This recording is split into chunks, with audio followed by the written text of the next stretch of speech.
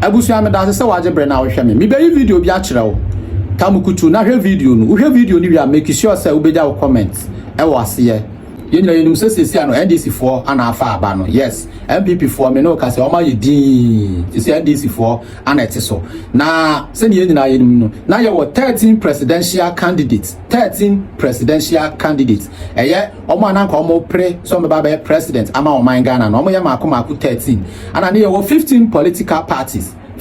political parties yes parties ya no mo so pre no mo nyina 15 we have 15 political parties and anu so achi no we have 40,976 polling stations 40,976 polling stations ya me pese me chie nyina ne say polling stations maako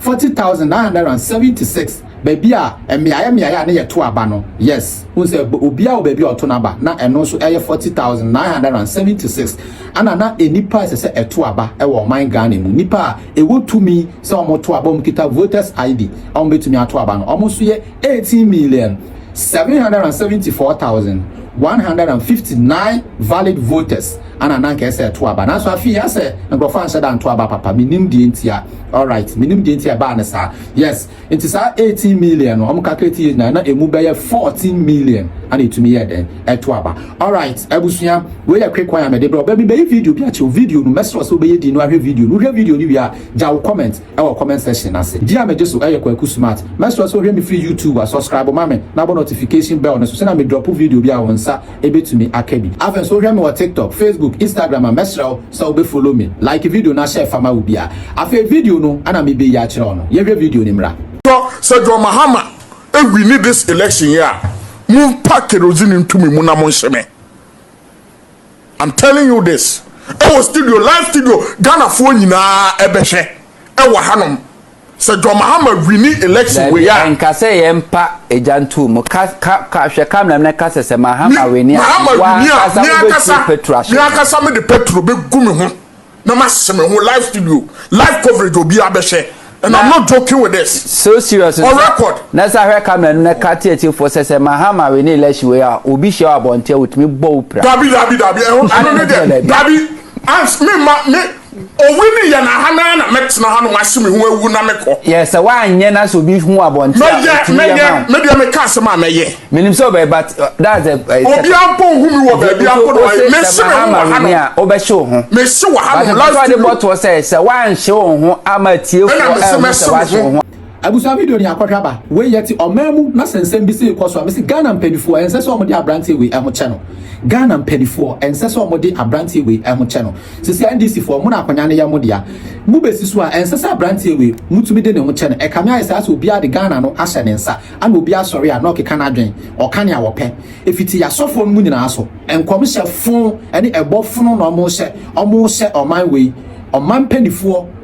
ebofun ni nkomhyefun ana omote o ma we mu no mo emesi abrante ono ana o se yenya dan yenhye no esese abrante we ye hye ne life abrante we se munnim na mo de abrante we hu chena ye na beti asita onim esan se obi ana be sori na okeka na adwen e wo ma we mu na okeka na adwen che mpadifo che se ase mra enya dwuma abrante we esese ye sori ne so na ye pepi bi e de ye no alright ebusuya me no ka se John Dumelo me no ka se de ne ni fi oni na ebusuya beji omani pa esan se John Dumelo tumi ayi ma leader every hono John Dumelo afa aba no wa brem 8 years fufu papa we abewo me say enkrofo ne ma papa we tumi jeswa na proud to me sorry ahomache na opra obi fie ma no papa we wa bebre 58 years edi besi last 4 years edi besi enei ma we wa bre pa ene de ejebo ejanya ba bedua John Dumelo wa fa ne ntuma pa efra John Dumelo atonyom pa eyi nyame aye ye kwahwe anwom na ayebra Evade mani so Evade utumiso This way one on the say Obiara ni hope you singing na ya wudo Evade wahini so Evade utumiso This way one on the say Obiara ni hope you singing na ya wudo yes way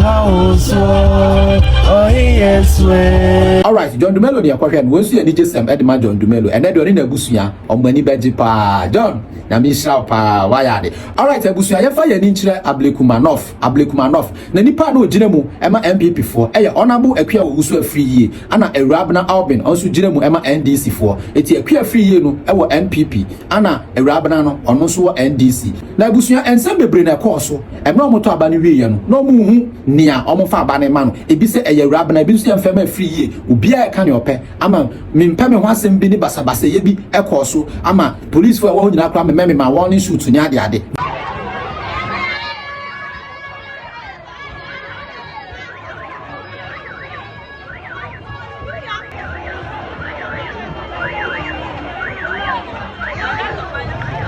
nanso me ne wo kasa basa ni na police for na bodjuma na minister Ghana police for nya minister mo pama bodjuma ama me ne wo kasa mama bibia ko dedin ama ne sese ye de aba no ma no ye de ama no NDC ni no ana ofa ye mechira Awurabna Albin ono ana omo de ma no ensem bebre ekoso KwakuSmart yenso ekopie mu obi na se ye hoso yitwa ne ye de bechira mu nanso ne ye koso nyina no basa ye bia nsi obi empra bia so ni ho no ma owu ye bibia ko dedin boko KwakuSmart de ye di kan hyembo se nya asem ni tie bia no ye de bebra mu etuo nyina ye kodina mu twetwa etuo yes etuo akese oh ema ba ho pa boys ni bi so ebo mani akohoma wo hwe etuo ya etwa egu screen so a wa utumi hu se bibia da adin pepepepe Ablekumanov yes eye Awurabna Albin no stand for NDC and have honorable akwa owuso afriye na omo kira MPP for no asisu wo ho no match 20 something years ni eti na nije sem so aba wo ho no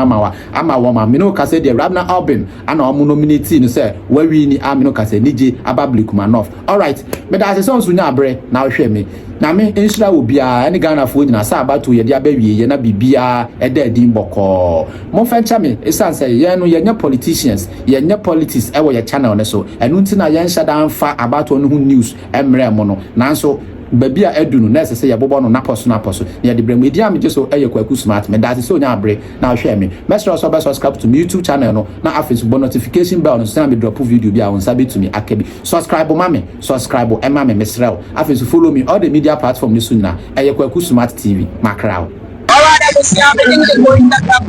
was a level there, right? My dear boy, live. KwakuSmart, and probably I want